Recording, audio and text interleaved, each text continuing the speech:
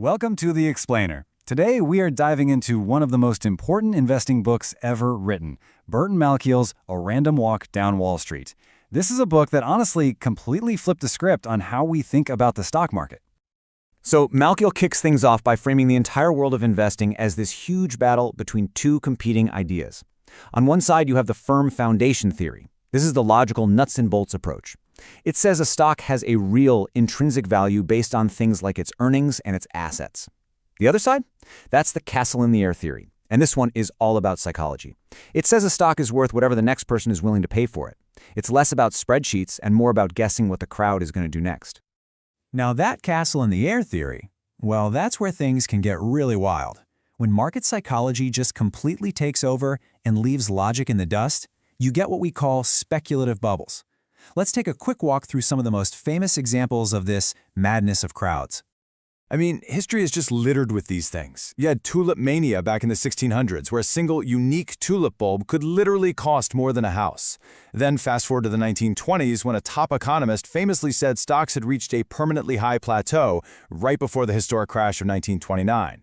And, many of us remember the dot-com bubble, right? When companies with absolutely no profits were worth billions, all based on the hope of what they might become.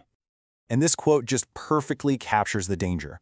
We're talking about Sir Isaac Newton, one of the most brilliant scientific minds in all of human history.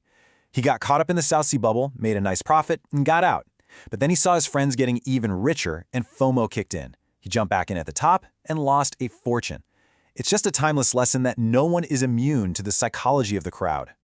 Okay, so if the market can be driven by this kind of madness, then surely the professionals, right? The experts who get paid the big bucks, they can use their logic and skill to consistently win. Well, Malkiel basically puts them on trial to see if that's actually true. These experts really fall into two main camps. First, you've got the technical analysts, or chartists. These guys believe everything you need to know is right there in the stock chart. They're looking for patterns and trends in those squiggly lines to predict where the price is headed next. The other camp is the fundamental analysts. They're all about that firm foundation. They're the detectives, digging into a company's balance sheets, its management, its place in the market, all to figure out what it's really worth.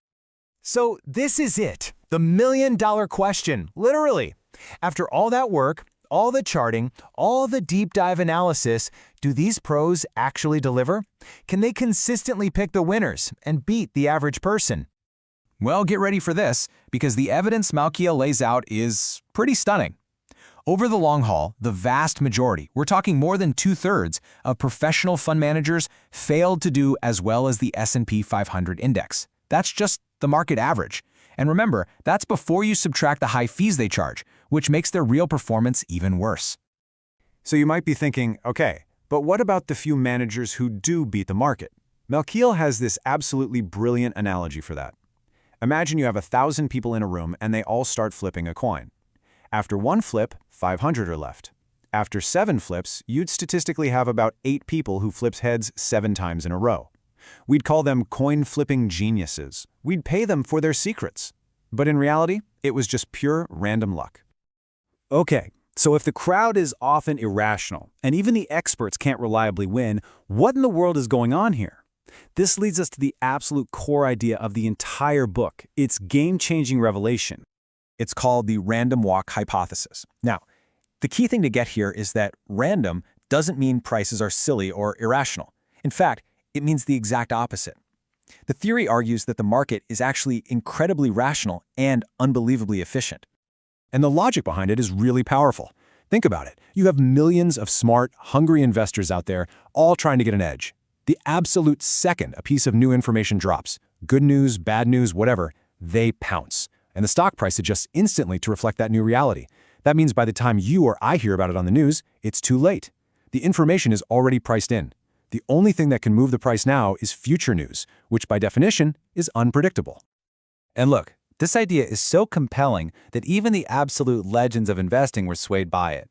Late in his life, Benjamin Graham, this is Warren Buffett's mentor, the godfather of value investing, even he admitted that, the market had become so efficient that his old methods just didn't work as well anymore. So all of this leads to the most important question of all, right? If you can't reliably beat this random walk, what's the smartest thing for an ordinary investor like you or me to do? Well, Malkiel's answer is simple. It's powerful, and it's all about getting rich slowly but surely. His conclusion is now famous for just how clear it is. If you can't beat the market, join it. Stop trying to find that one magic needle in the haystack. Instead, just buy the entire haystack. And you do that by buying a low-cost index fund. See, this fund doesn't try to be clever. It just buys and holds all the stocks in a major market index, like the S&P 500. The advantages are just huge. Your costs are rock bottom because you're not paying some genius a huge salary. You are instantly diversified across the whole market, which slashes your risk, and it's way more tax efficient. It's the ultimate set it and forget it strategy. And that really leaves us with a final, provocative thought. The book isn't saying it's impossible to beat the market. It's just saying the odds are overwhelmingly stacked against you. So is the chase, that endless search for the next hot stock, the thrill of trying to outsmart everyone, is that a game that's actually worth our time and our money? Or is it a distraction from a much simpler and much more reliable path to building wealth? That's the powerful question at the heart of a random walk down Wall Street.